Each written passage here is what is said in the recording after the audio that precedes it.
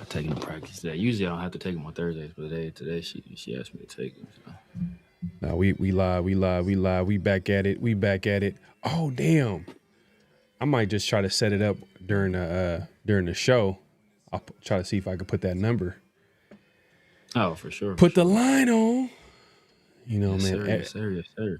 You know what's crazy? Remember I told you, like, everything got resetted and I had to, like, redo everything? Yeah. And I looked it up and it said that it should have saved. Everything should have saved. For real? So if I log back in, it should have saved. It's crazy, man. That's wild. That's what did they do?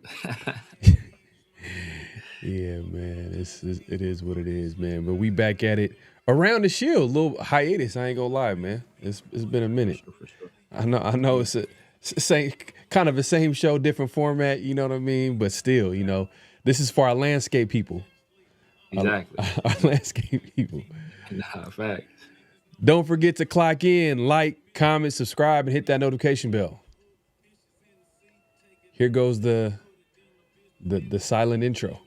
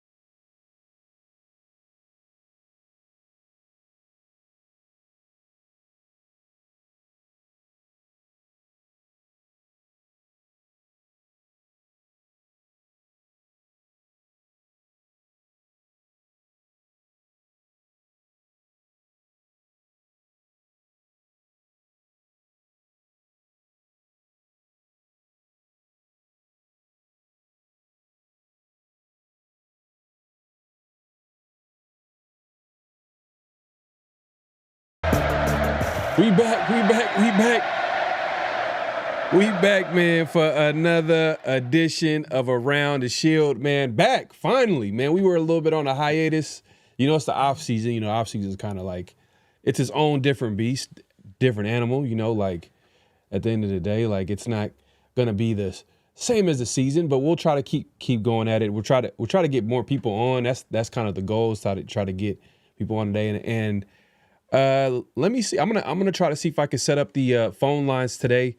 So, people, if they want to call in, chop it up, talk about the Raider offseason so far, what's to come, all that good stuff. We'll get into that.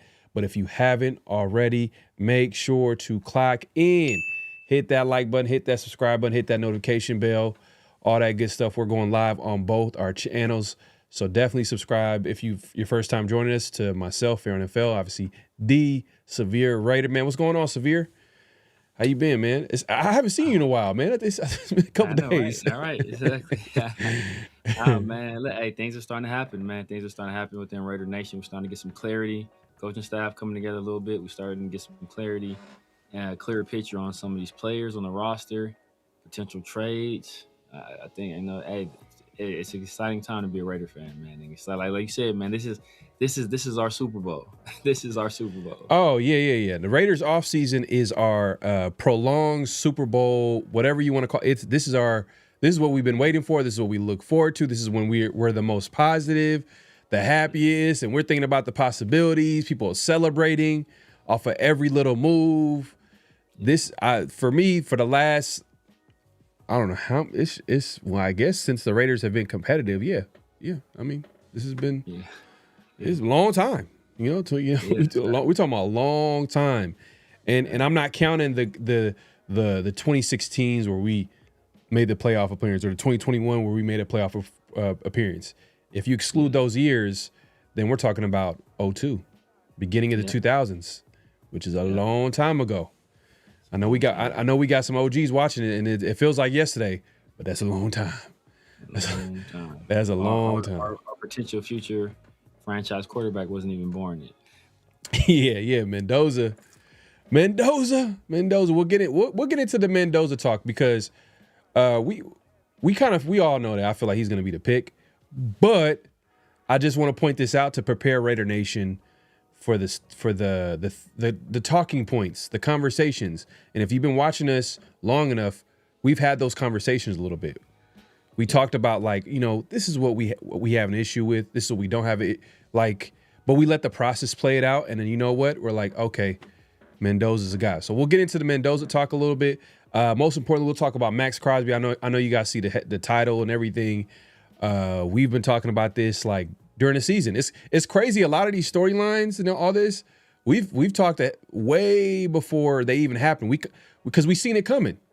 If you've been a fan long enough, you're a sports fan long enough, you've seen guys get traded, you seen guys be disgruntled, you see smoke, and when you hear a lot of smoke, sometimes when you hear a lot of smoke, or see a lot of smoke, there's potentially a fire. You know what I'm saying? Man. So we'll get into the Maxx Crosby conversation too. And then also, potential coaching staff hires. We'll talk about that a little bit. We'll see what we've heard so far. I know people in the chat, man. Hey, man, appreciate everybody pulling up. The crew's in the building, man. The evening crew, the night crew, the swing crew. We got all the crews in the building. Crew, whatever you want to call it. Yes, sir. Fellas, man, what's going on? Dominique in the building, man. Appreciate you pulling up. Super Omicron, my guy. He says, y'all ready for this Kubiak era with Mendoza? Let's go. The presses will be cray with that dude. Hey, I've seen people kind of like call out the media right now because they feel like they're pushing certain narratives, and they feel like, like before, they were officially connected with the team. They were talking about how good of a coach Kubiak is. They're talking about how good of a quarterback that Mendoza is. But now that he's connected with the Raiders, it's a little bit like, oh, well, I don't know. They're not too sure about it. And this, and the third. I feel like Raider Nation, we're like the kings of, like, conspiracy. We have that the me against the world attitude for good reason, just because historically speaking, like, with Al Davis, starting with Al Davis, it really starts with Al Davis. Like, literally, he sued the NFL.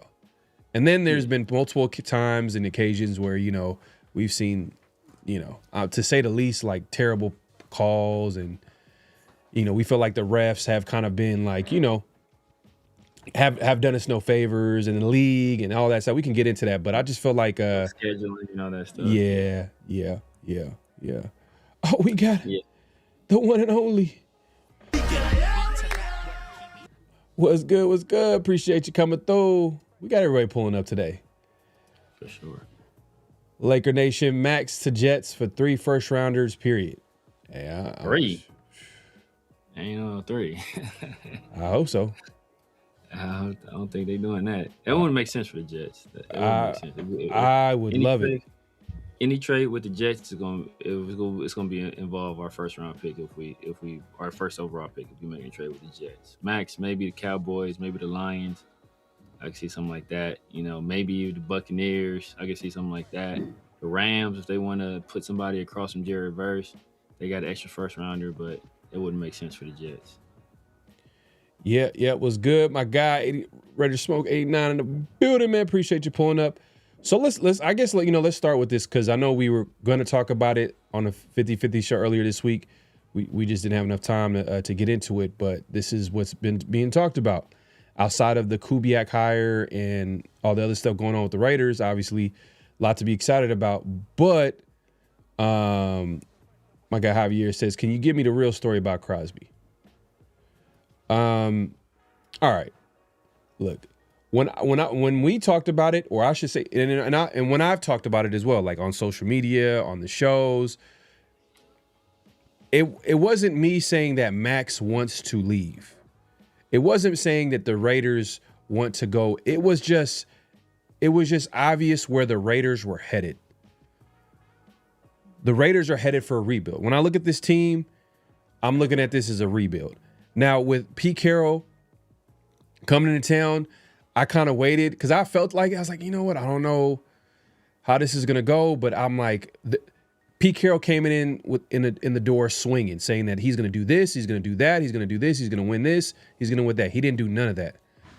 So now the Raiders had to come to terms and look, and I hope Raider Nation also had to like look at it from a realistic, because they had to see an entire season of Pete Carroll and this team. And they had to be like, you know what? Yeah, we need to build this team the right way. Yeah. We need to draft a quarterback high. We need to build around that young QB. We need to add talent to other parts of the football team, and that's not going to take 1 year. It's not a reload type of situation. So when you think about that, right? And that was at the time when we were talking about it. We're like, you know what? To be honest with you, Maxx is on a different trajectory. He's 28 years old, going on 29. You got to start thinking about, like, by the time the Raiders are good, will Maxx still be in his prime? Exactly. Would it make sense? And then also, if you look at a lot of the rebuilding teams, I'm going to let you go. I'm going to let you get on this real quick. If you look at some of the teams that were able to, like, some of these talented teams in the NFL, some of them, they were able to get a good trade haul for a player that you probably could have looked at as a franchise player for them, face of the team. Matthew Stafford, Detroit Lions, end up going to the Rams. It could be a situation where the Raiders get helped and then the other team gets helped. We all know that Maxx is a great player. It's not. I'm not doubting that. I'm not questioning Maxx. This is not like a Devontae Adams situation. It's just. How many coaches that coaching staffs has he been through? Even the way that, and this is before all the stuff happened. I just looked at it from a common sense, like, hey, he wants to win. Yeah. He wants to be a Hall of Famer. He wants to be looked at. And I'm not gonna lie, like, it's kind of messed up. He hasn't really had a lot of accolades because he's on a trash team.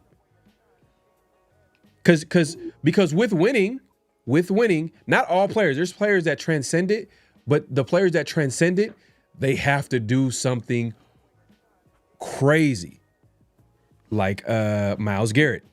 Exactly. Like Myles Garrett. But if you're on a winning team and you're great, it's easier to get the accolades, because his ultimate goal is to get into the Hall of Fame. He wants to get into the Hall of Fame. He wants to win. Well, he's beyond. His goals are beyond that. He wants to be the greatest.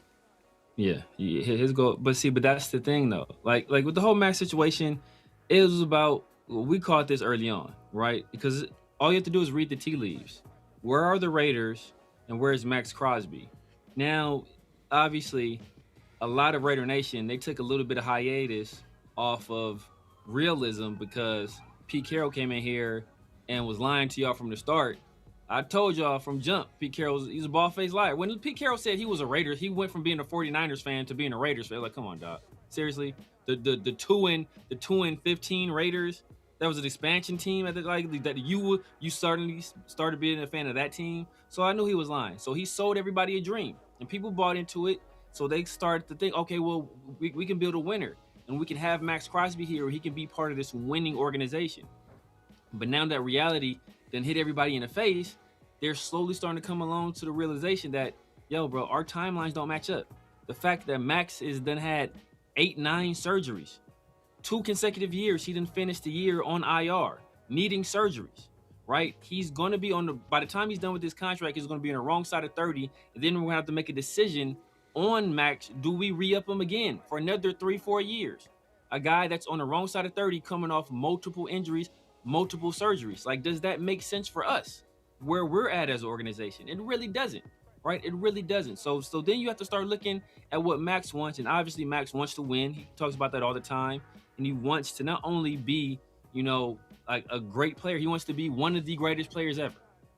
And to be to be held in that esteem, you have, or in that regard, you have to win, or you have to be a part of great defenses. And we have had a defense finished in the top 20 exactly one time with Maxx Crosby here. Once. So it's like, so he's not going to, you talk about him not getting that recognition. Part of it is because, yo, bro, you got to do something special. That's on you. You got to do something special. That's on you. But also, like you said, it comes with team success. So you look at all of these factors, and the thing that just makes the most sense is for the Raiders to get something out of this deal, and for Max to get something out of this deal, and for the other team to get something out of the deal as well. That's why when people come here, oh man, I want 5 first-round picks. Like, bro, like that's not how negotiations work.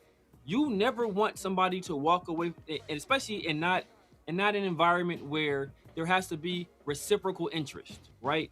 Or you have to work inside certain parameters. You never want to make somebody that made a deal with you feel like they were taken advantage of, because there's going to come a point in time when you may want to make a deal with that team again later. Now, sometimes offers are too good to pass up, i.e. the Lakers and Dallas Mavericks, right? The Lakers were obviously taking advantage of the Dallas Mavericks. Everybody knew it but the Mavericks, right? So but now if Dallas was in a perfect place to trade with the Lakers and the Lakers were in a perfect place to trade with Dallas, it would never happen, because Dallas is never going back to that trade table because they felt they were taken advantage of, and their fan base felt they were taken advantage of. So if the Raiders are out here trying to just Epstein somebody on this trade, it's not going to work out in the long run, because we're going to end up hurting ourselves and potentially hurting future moves we can make. And no team wants to walk away from a trade feeling like they've been, like I said, like they've been taken advantage of.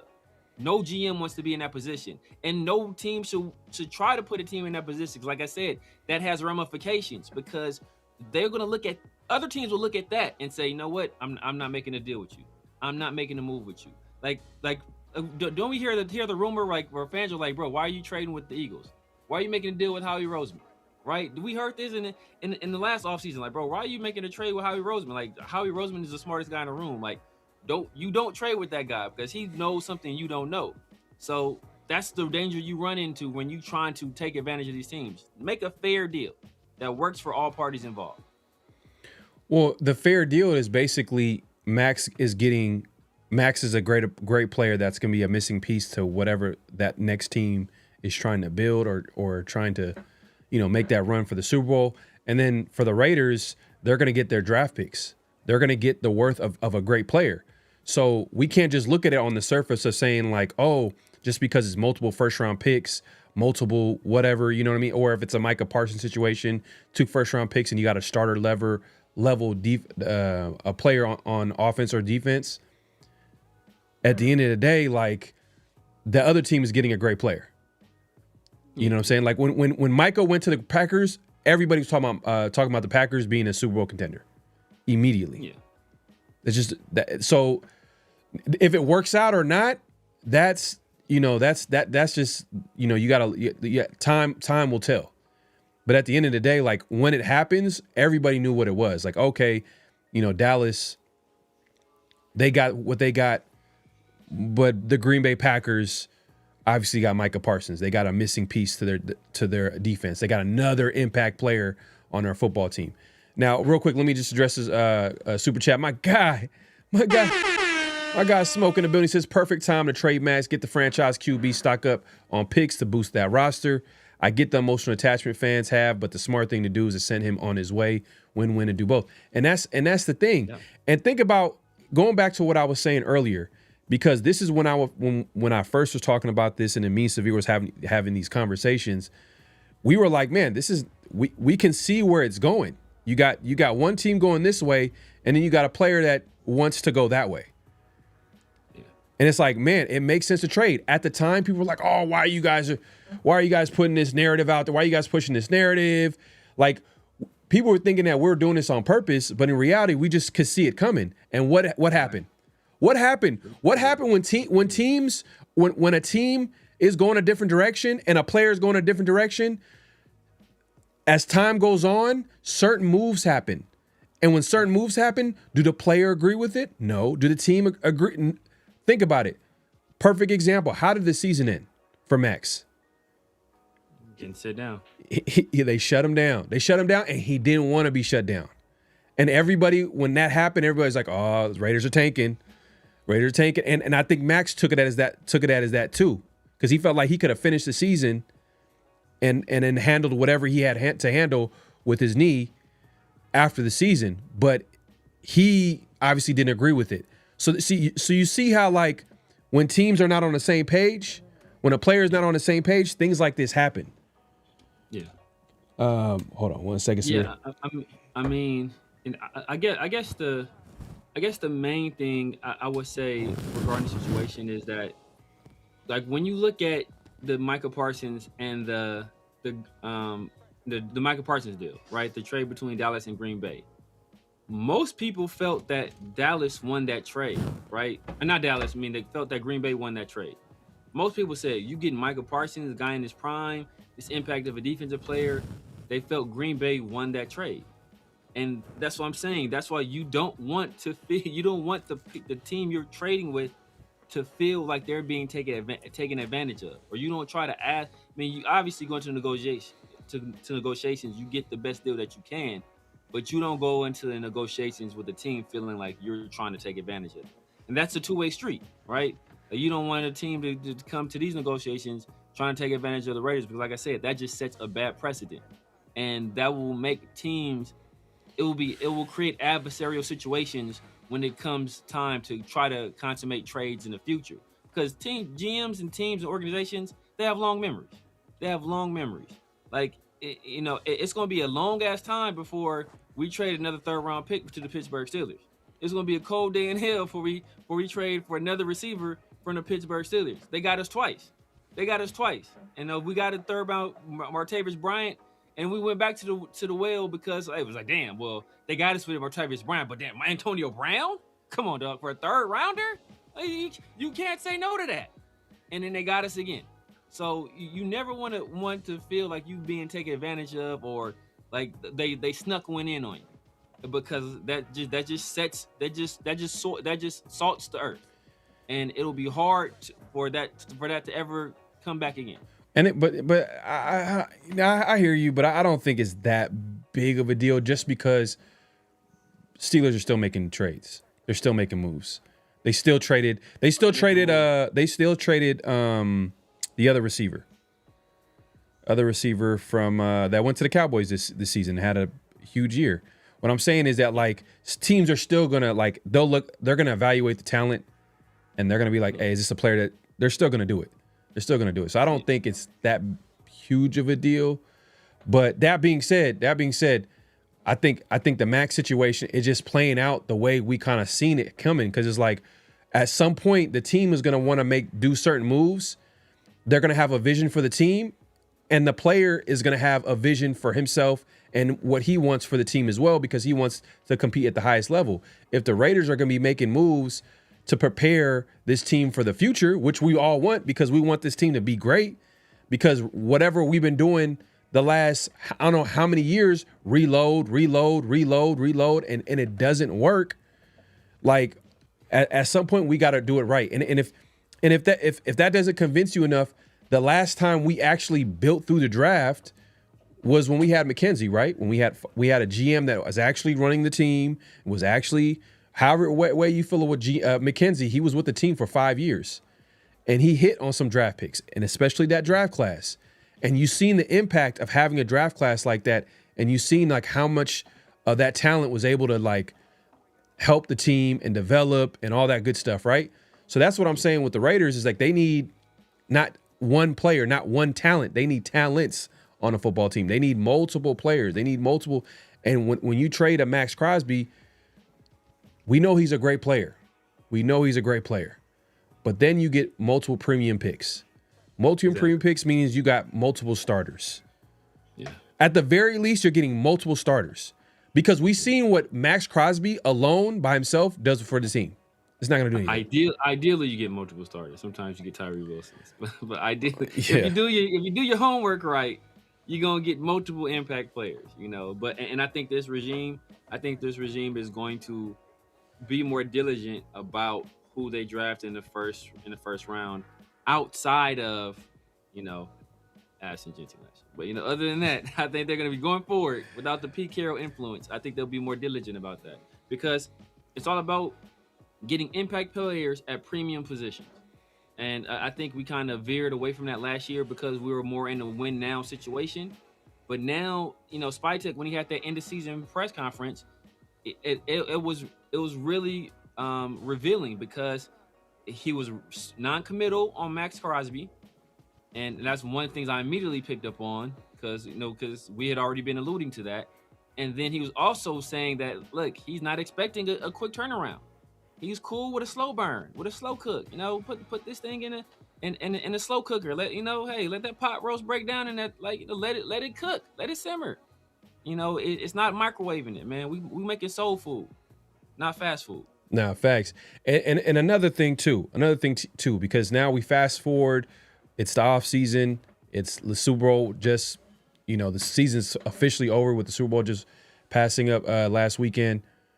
Now we're hearing all the noise. We've been hearing all the noise. We're hearing the rumors. We're hearing the Jay Glazers. We're hearing all these NFL insiders talk about the possible, disconnect between the Raiders and Maxx Crosby and how they can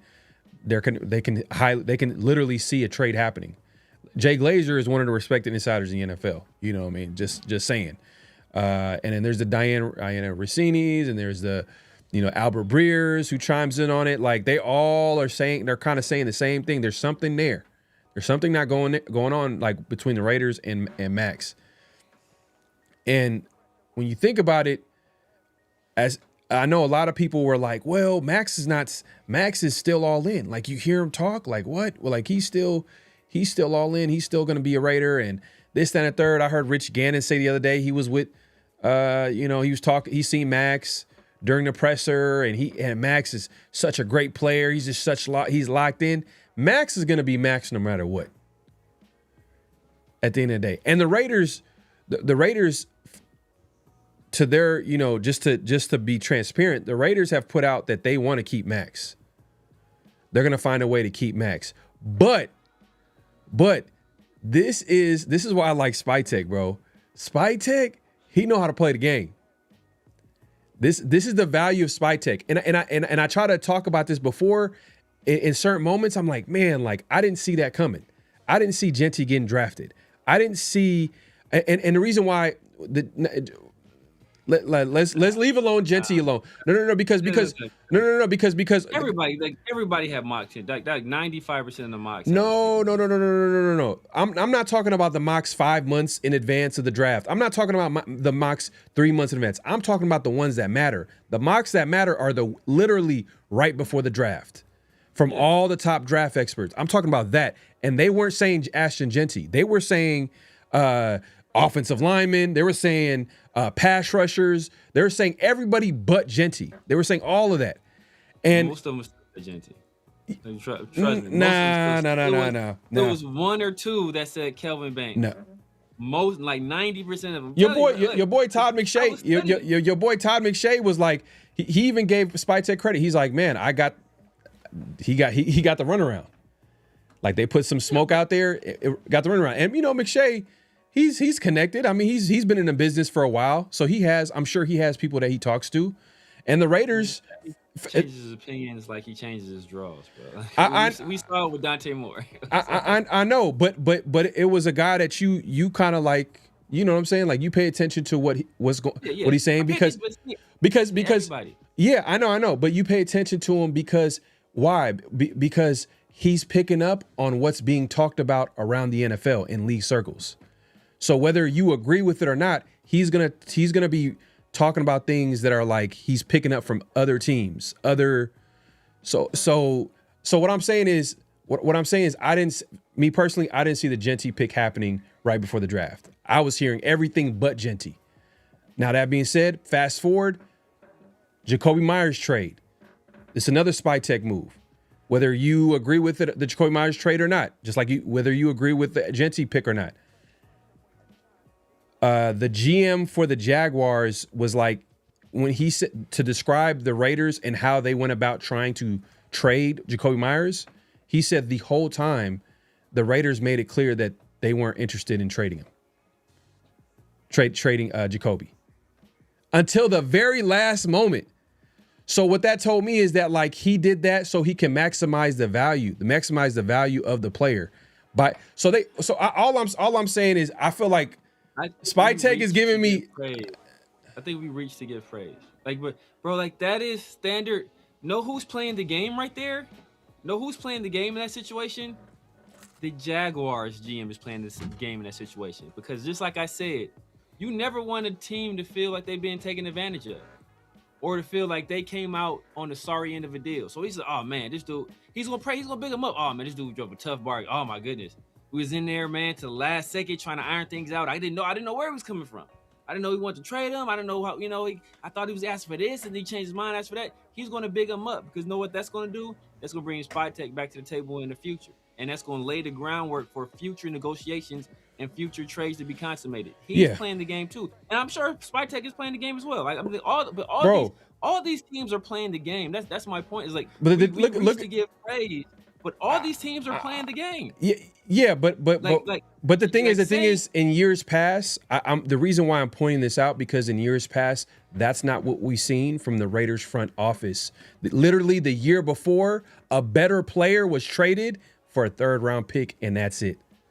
You know what I'm saying? Like, we know Devontae Adams is a number one receiver. Whether what spectrum of that number one he is, he's a legit number one receiver. He's a talented number one receiver. He comes with everything. You could tell there's going to be a list of teams, of good teams that would want Devontae Adams on their team, and they literally got a third round pick, and that's it. And this is a guy that's been successful, super successful at his position. Now Jacoby Myers, he had 1,000 yards, barely 1,000 yards the season prior, and everything before that, he never sniffed 1,000 yards a season. And he's like, what, 28, 29? And we've seen the numbers for you know. And I'm not look. Numbers are comparable to Courtland Sutton. That's all I was saying. Like, that's what I say. He's basically Courtland Sutton. Well, I think Courtland Sutton had more 1,000-yard seasons, right? He had two. Jacoby had one, and he had one that was like 900-something yards. And so it's like look, my point is not to take a shot at Jacoby Myers. My point is to like I look at front offices in years past with the Raiders, and they didn't play the game. They played it wrong. There are times where they got like a trade haul here and there, but for the most part, I just feel like Spy Tech, there might be something there, and I think what he's doing right now, what the Raiders are doing right now. They're all just playing it cool until they can get that right. So what the message is? Gruden and Mayock didn't play the game. I think that's what we're confusing. Gruden and Mayock didn't play the game. I think Reggie played. Reggie was kind of bad. Reggie from a talent evaluator perspective, like you could tell like he had like an eye for talent in some ways. Yeah. He had his misses. Don't get me wrong. He had his misses. Yeah. He had his misses. He was a scout. But that was his dude. But he was terrible. He was good. He was great with the cap, and he was good at and identifying. Did he really handle the cap though? There was a guy I think in that building that handled the cap. I think it was a separate guy that handled that. Yeah. I think Mark Bedane or something like Yeah, that. But yeah, no, yeah. but Reggie McKenzie was involved in it too, though, because before that our cap was trash. So like, so look, Yeah, yeah. whether McKenzie Our hired the guy to do it or he did it himself, Reggie was I, the person I responsible for think getting our cap Bedane going was with the team for a long time. for a while. Yeah, For yeah. a long But time. like somebody had to empower him because Al Davis wasn't letting him. Like he wasn't Well, doing it with Al Davis. I don't know. I don't want to give. You want to give him credit, but I don't know if I want to give him that credit because like the timing of like Al Davis and his contracts, and then he died, and then like obviously the Raiders had to dig themselves out a hole, which Reggie McKenzie was played a big part in. He played a part in it, but I guess, but my point is that like, man, I think there's something to what the Raiders are doing right now. I think they're playing it cool. Maxx isn't really saying anything, but him not saying anything is like kind of like getting some fans like kind of like frustrated just because like they want to hear like without a doubt like, oh, he's a Raider and this, that, and the third. And, you know, all he's saying is like, oh, I'm not going to address all this. You know, I did this in the past and it just caused more problems. So I'm not going to say anything and yada, yada, yada, this, that, and the third. And then, you know, when you hear all these insiders, everybody talking about the Raiders and where they stand on it, they're not really saying that they want to trade him or not. But what it really means, the translation to me, what it really means is that it better be the right trade package. We're not going to trade Maxx Crosby for nothing. So that's why they're not going to go around shopping Maxx Crosby. They're not going to go around telling teams that they're going to trade. What they're doing is like, hey, they're letting the rumors fly out, all these rumors. So teams, I forgot, I think it was Albert Breer. He said it was about like 20 teams in the NFL, like, or Jay Glazer. I don't know if it was Jay Glazer. He said 20 plus teams asking about, hey, is this Maxx stuff real? So he's just creating that buzz till the right offer is presented to the Raiders. Because they don't want to like entertain all these trade offers and then all of them are trash and then they have to stick with Maxx and Maxx is really mad. Then they accept a terrible offer. You know what I mean? Yeah. So they got to play. So right now the Raiders are playing the game, and I think that Spytek so far, he's shown he's capable of at least doing that. My guy, Big Mike Raider in the building. Big Mike. Salute to my guys. I think I may be alone on the island about this. Keep Maxx and turn this around in 1 or 2 seasons. You know, that's a possibility. It is. It's a possibility. But then, like, what's turnaround in your eyes, Severe? What's turnaround in your eyes, Big Mike? Like, you know, what's turnaround? Is it just making the playoffs? Or is being a consistent team that plays for a playoff, that competes for a playoffs to become a contender for the Super Bowl? Like, what are we saying when we say that, hey, we're going to keep Maxx Crosby and we're going to turn this around for 1 and 2 seasons? Because our standards are very low. Raider Nation standards are very low because our standards is like, can we please get into the playoffs? Yeah. Some fans like, oh, can we get a playoff win? Because we haven't seen a playoff win in. For some fans, never. I haven't seen it since 2002. Let alone a Super Bowl contender. Because that's the goal, right? That's the goal. We want the team to compete for a Super Bowl. So we got to ask ourselves, keep Maxx and turn around for 1 or 2 seasons. For 1 or 2 seasons, is it going to be a one and done type of situation? We get to the playoffs and then like we kind of sub 500 because the reason why I'm saying this is because I'm looking at the team and there's so many holes. Look at the defense. Look at the defense alone. Like, there's enough holes on this football team where not all the moves can be addressed this offseason. Mm-hmm. It's going to take, I'll say,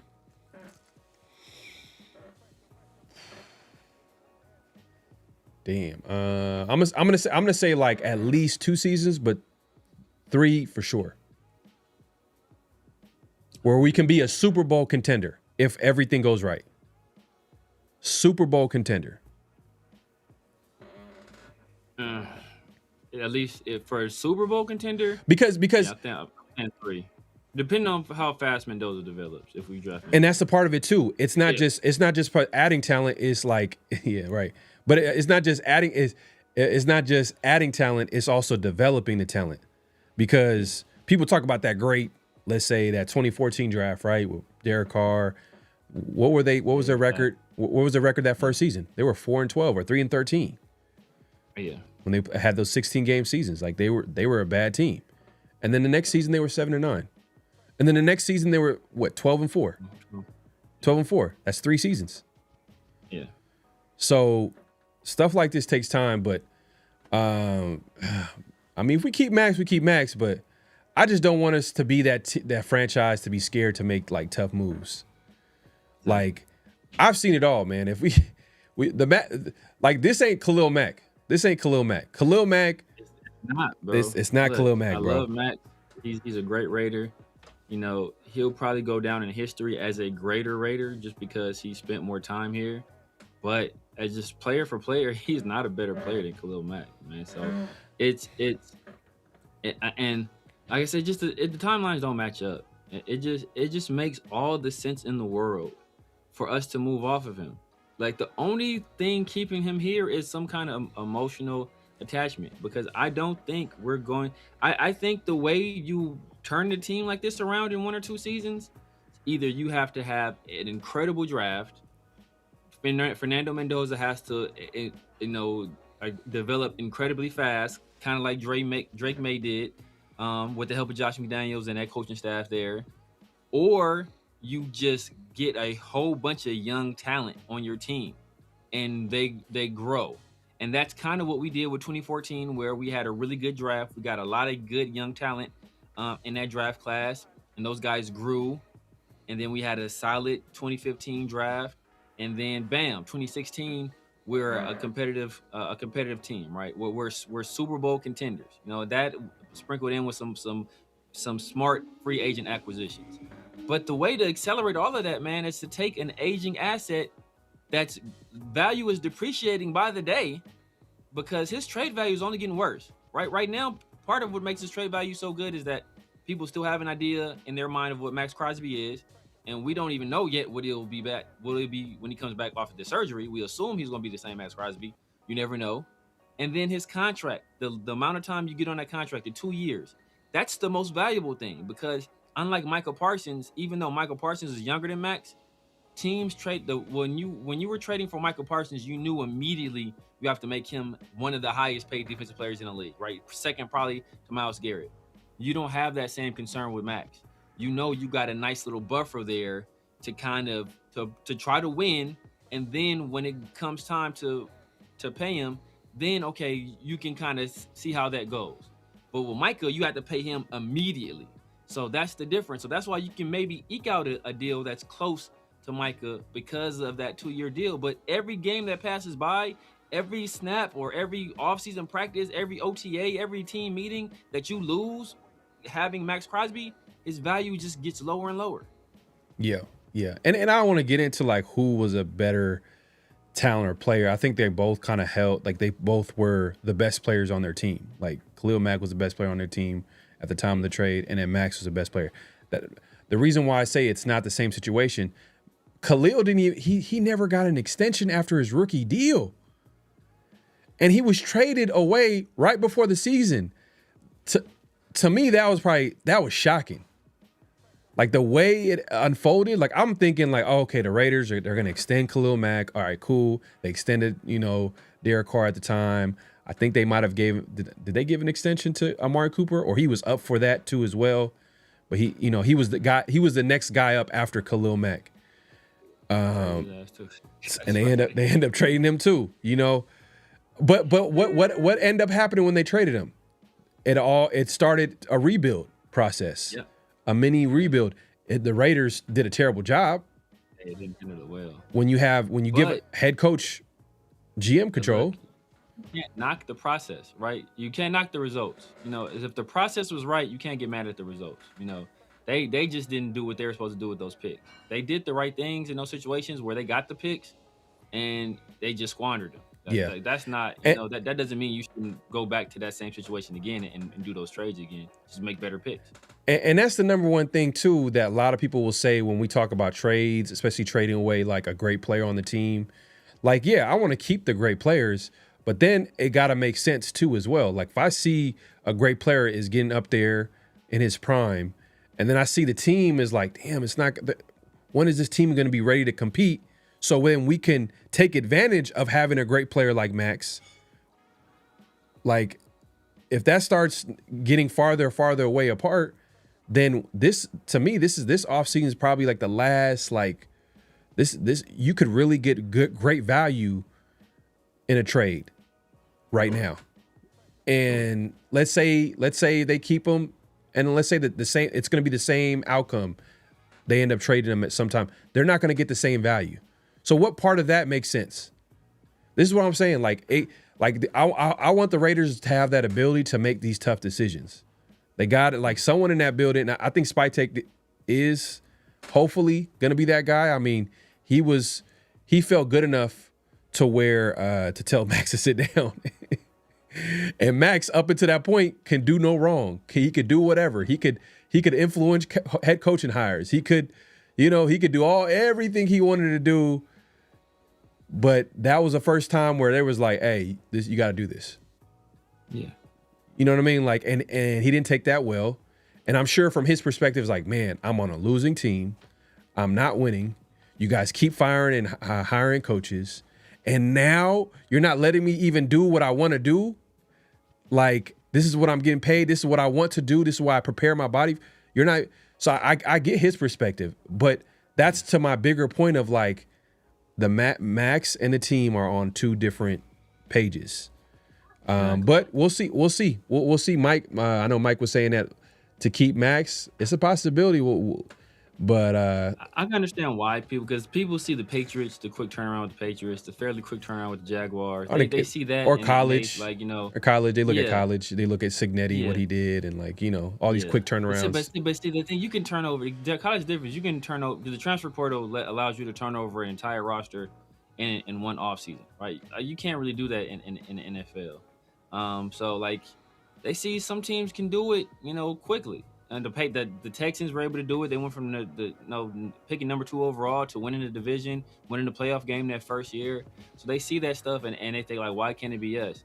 But like that, you can't allow that to not let you think pragmatically, And I think that, like that's a hope that you can make that happen, but I don't think it's a likelihood that you can make that happen, And I don't know if we're even if we even have the correct infrastructure to even do it right now. And I don't think it's there. I just don't think it's there. Not that quickly.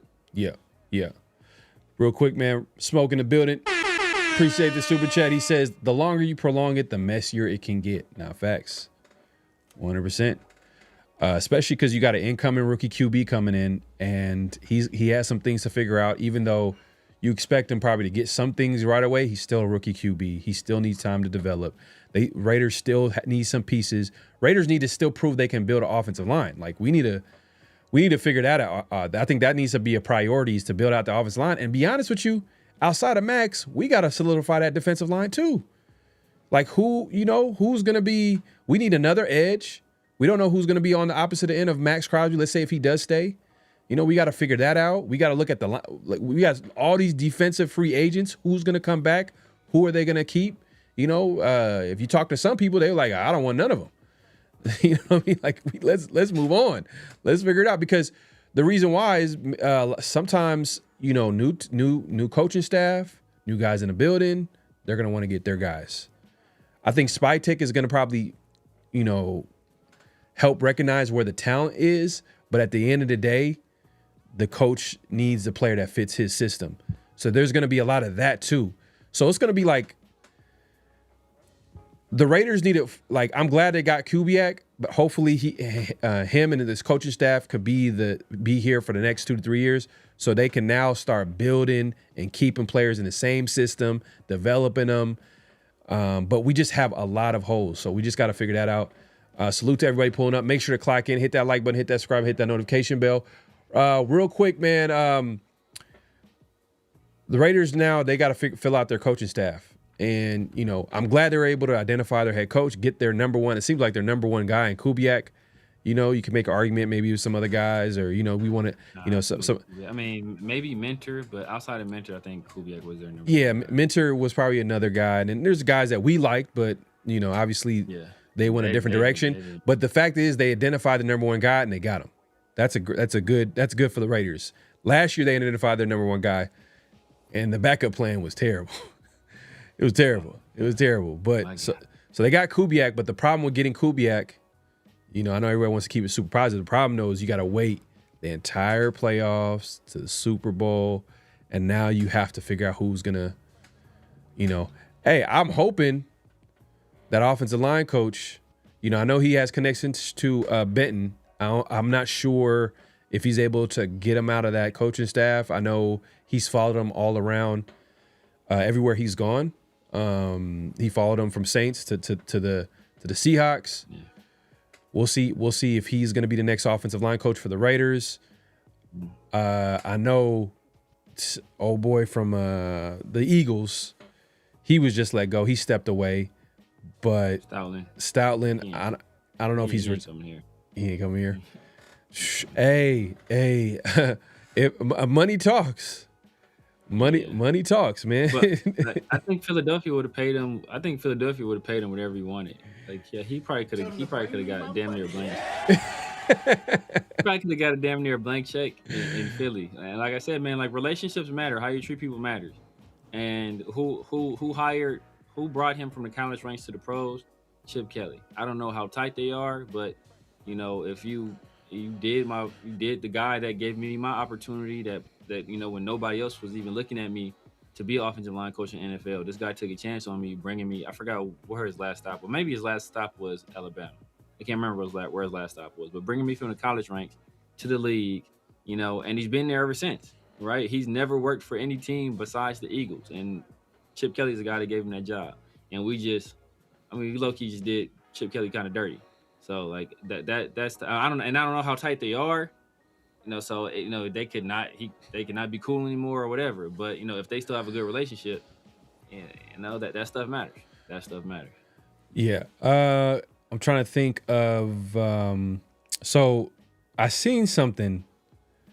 And, you know, we talked about this kind of briefly before the show, and then it made me think about it more. I'm like, man. But there are some people saying that the Raiders could be targeting Jim Schwartz at defensive coordinator, the former defensive coordinator for the Cleveland Browns. We all know how they had a great defense over there. Jim Schwartz is a former head coach, so that's kind of nice there, nice little perk. You got some experience on staff, and at a very important, you know, assistant coach position at defensive coordinator, opposite side of the ball. You know, Clint Kubiak is going to have full control of that offense, so that defensive coordinator position becomes all that important too. So getting him would be huge. The only thing is he was under contract, he resigned, and I'm not sure how the assistant coaching contracts work. I don't know if he would still be under contract after he resigned. I know if he was a head coach, possibly that would be a whole different story. For defensive coordinator, I've never seen a situation where, you know, a team went after an assistant coach that was still under contract. And if he was still under contract, that means that the Browns probably will get in there and be like, all right, you're going to have to give us something. You know, and if that's the case, I'm not giving more than a 7th round pick. 7th round pick, I'll do it. I'll do it for a 7th round pick. Yeah. The Browns gonna laugh at you. They're gonna laugh at you and hang up. Or get nothing. Or tell the Browns, or get nothing. What do you want? Oh, you don't want nothing? Okay. You don't want a 7th round pick? No. Why the Browns won't get nothing? Know why they won't get nothing? Because the Browns control Jim Schwartz until he comes back into the league and fulfills that contract. How long is his contract? Let me see. So, and the thing about it is, contracts toll. So, contracts toll. So he's not just gonna like, I'm gonna sit I have 3 years left of my deal. I'm just gonna sit down for 3 years and be done. Like, nah, bro, that contract tolls. So you owe us 3 years of services. So if you ain't coaching for us, then that contract tolls. So anytime you want to come back to the league, you owe us 3 years. It's the same thing with Deshaun Payton. You owe us those services. You have to fulfill that contract. So if we want Jim Schwartz, we're gonna have to give up some kind of compensation. So probably like 4th round, maybe late 3rd round pick, something like that. They're gonna want something cool. They want something cool, especially. Cool. Know why? Because how Jim Schwartz handled things. Jim Schwartz, like, disrespected the organization, you know, flipped him the bird on his way out the door, essentially. And so the Browns are there in no rush to do him any favors to help him go to anywhere where he wants to go.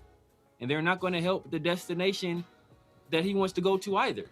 They're going to be just as petty towards Jim Schwartz as Jim Schwartz being toward them because they didn't want him to leave. Well, that's not good business, So though. now- That's not good business. That's very emotional.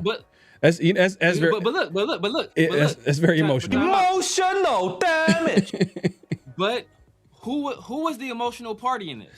Was it the Browns or was it Jim Schwartz? So Jim Schwartz, he instigated this emotional battle.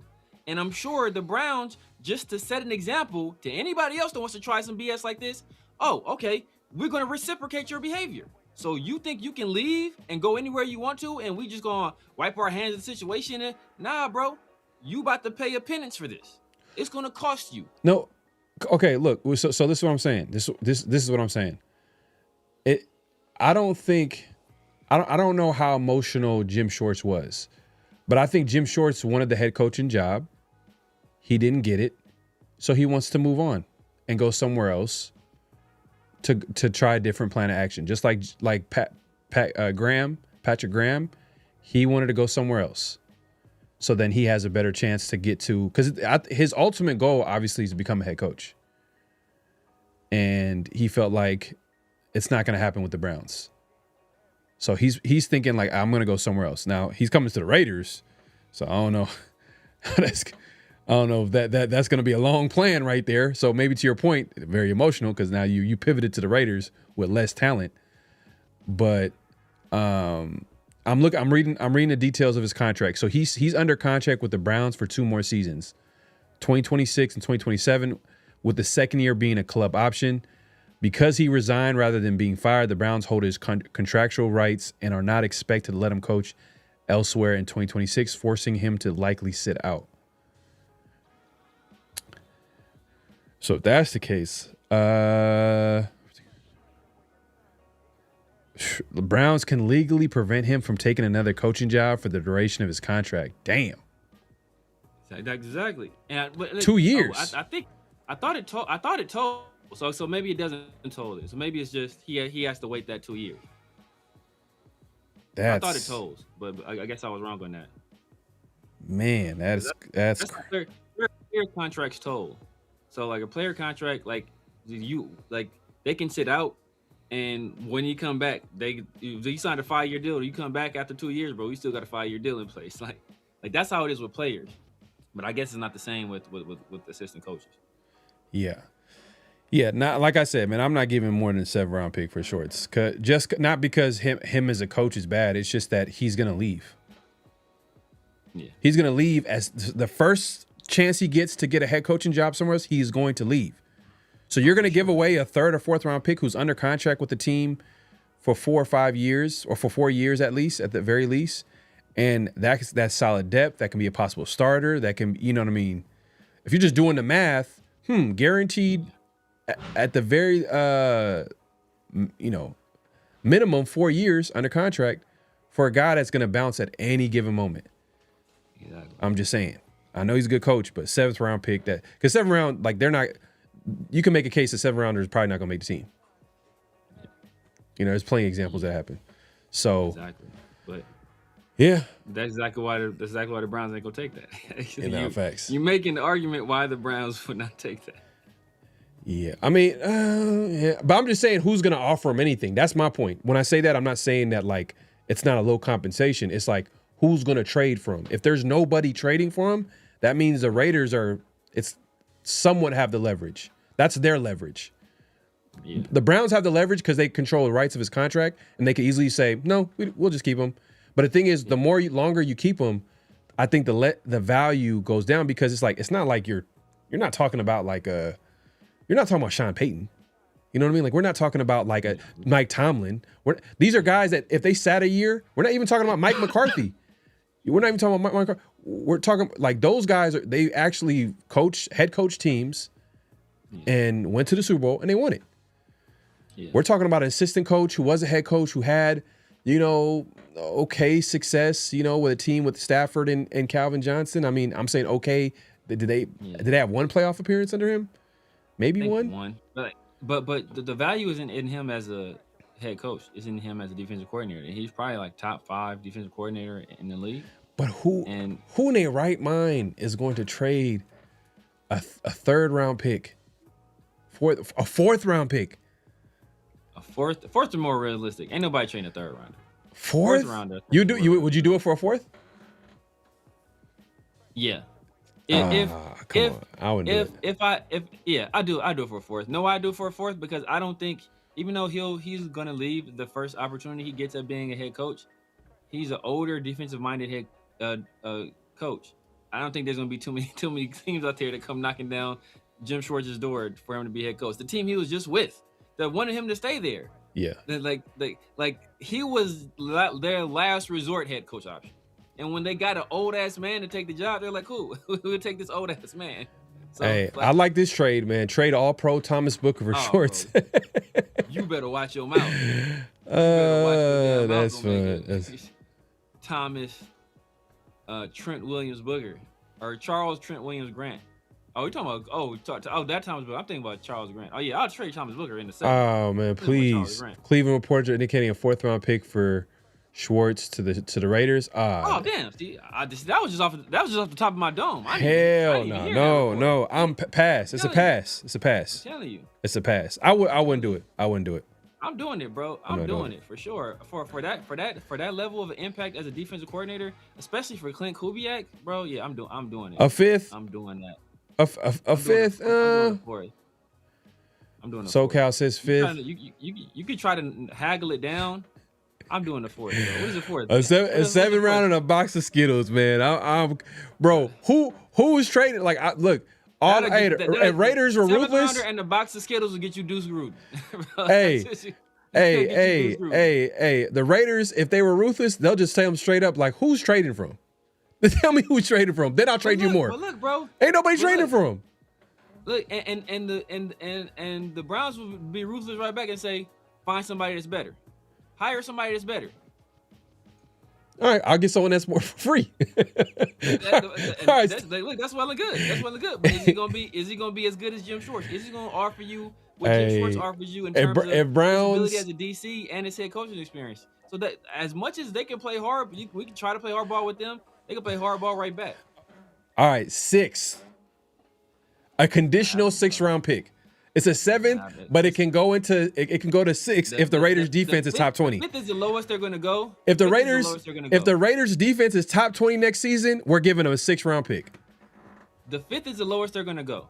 And they're going to ask for a 4th. They're going to probably ask for a 3rd, and they'll probably settle for a 5th. The 5th is the lowest they're going to go. I'd do it for a 4th just to get it done. Oh, bro.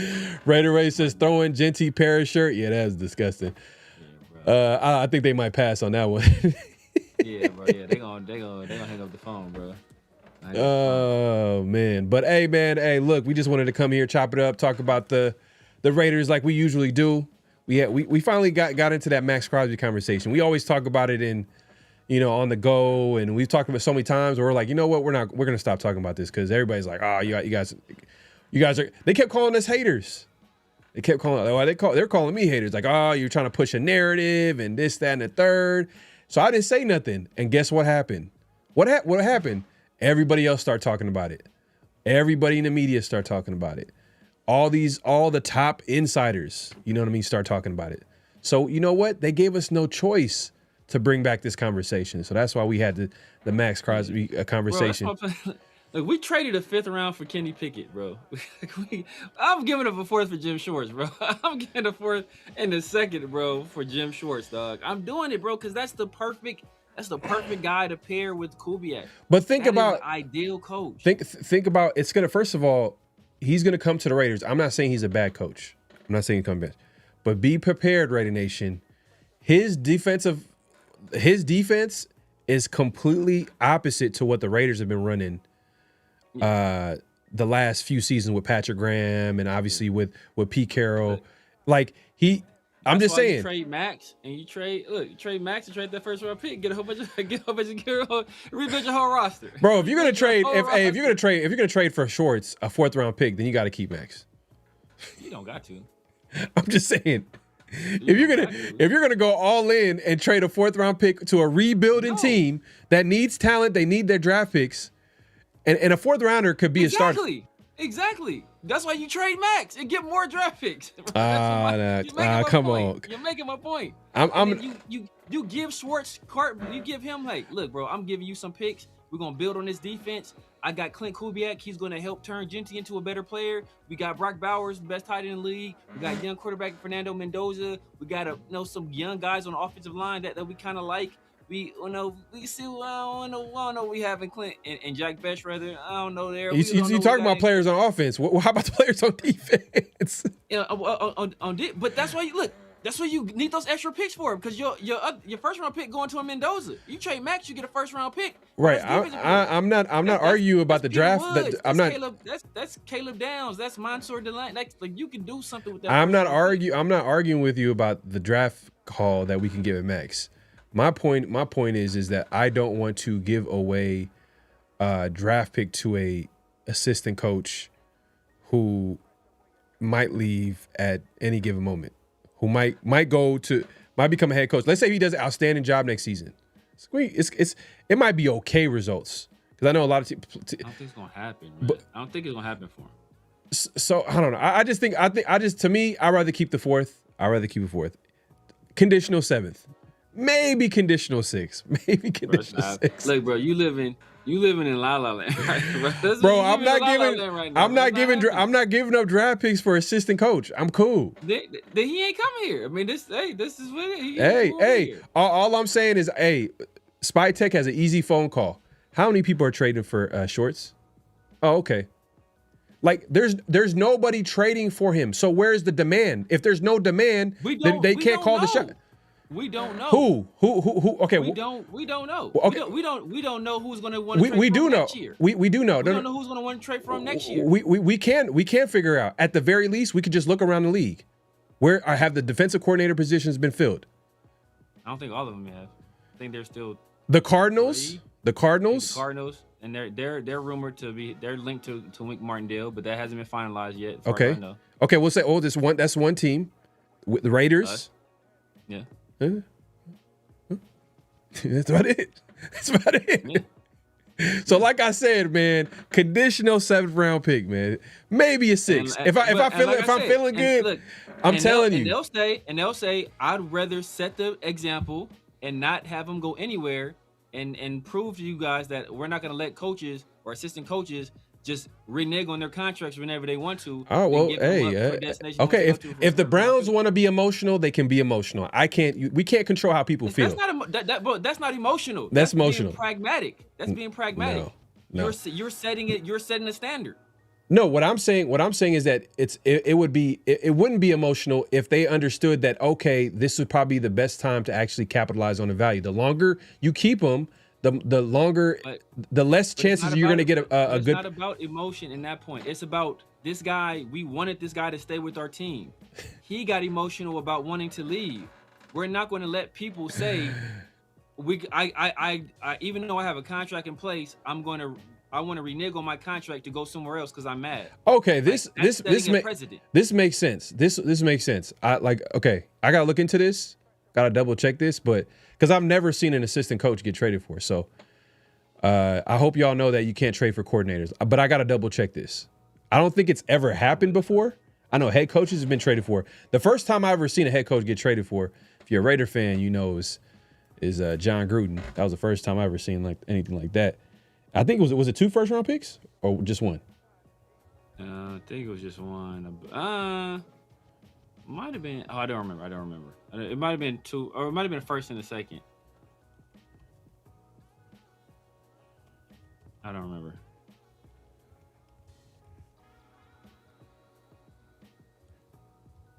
Okay. All right. So it says NFL rules prohibit teams from directly trading assistant coaches, including offensive defense coordinators, while head coaches can be traded for draft picks. This mechanism does not apply meaning that they must be released from their contracts to join the team. So the Browns could just be, the Browns could just be like, you know what? We don't feel like doing it. We'll just block you. Damn. Yep. Well, wait. Lateral moves. Teams cannot block assistant coach from interviewing for coordinator positions with other clubs. But he's under contract though. No direct trades. Okay, teams can work around by releasing coach, allowing them to sign elsewhere using informal arrangements where compensation bundle with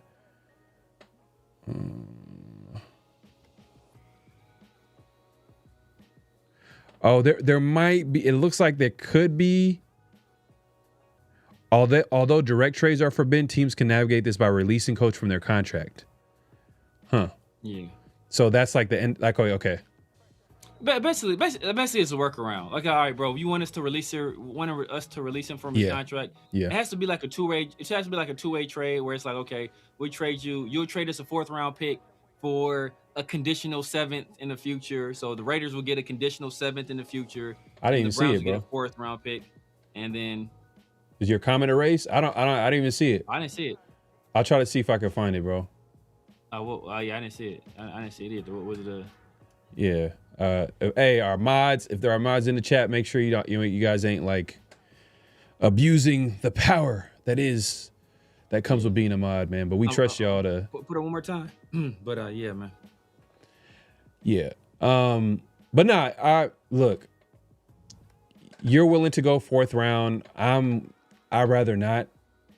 I'd rather the Raiders give them as low a compensation as they can give for an assistant coach that can possibly leave after 1 season or 2. You're kind of betting that he's not going to become a head coach. But I highly doubt he becomes a head coach. But if he develops a top unit with the Raiders, he had a top unit with the Browns. That's what I'm saying. He had a top unit. I'm just saying, like with Kubiak running the show on offense, and let's say the offense is cool. It's like good. Let's say it's not great, but let's say it's good. What a great. They went to the playoffs a few years with the Browns on the back of that defense. Yeah. He had a number 1 overall unit, I want to say. Short's not coming here if Maxx not here. Yeah, that's what I'm saying. If they're going to trade a 4th-round pick, that's like basically, Maxx, we want to keep you here. This is what we're willing to. I wouldn't necessarily say that, but I think the likelihood, definitely decreases. It's higher that the Maxx stays. But look, he's leaving a way better situation, bro. So like, if that's like he's leaving, would Shorts even want to come here if Maxx is not here? That's the other part to it. Would Shorts even want to come here? Period, bro. He's leaving a defensive line that has Myles Garrett and Mason Graham on the come up. A linebacker unit that has Carson Schlesinger, Rookie of the Year. Yeah. You're getting Jeremiah Owusu-Koramoah back, who's also a beast as a linebacker, who was one of the top linebackers when he was coming out of Notre Dame. A secondary that has Denzel Ward, who's a top 5 corner.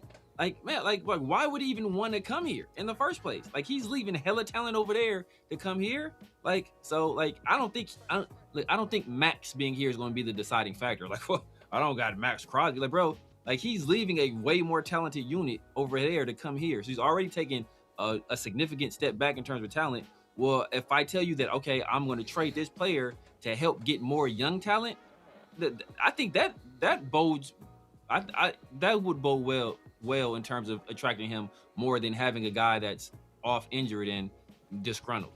Yeah. Yeah. I mean, we'll see how it shakes out. My guy, Black Sales Sports, we need to get you on here, man. I know he has strong opinions about the team. So y'all don't like Rob Leonard? I mean, we like him. I mean, I like him as a D-line coach.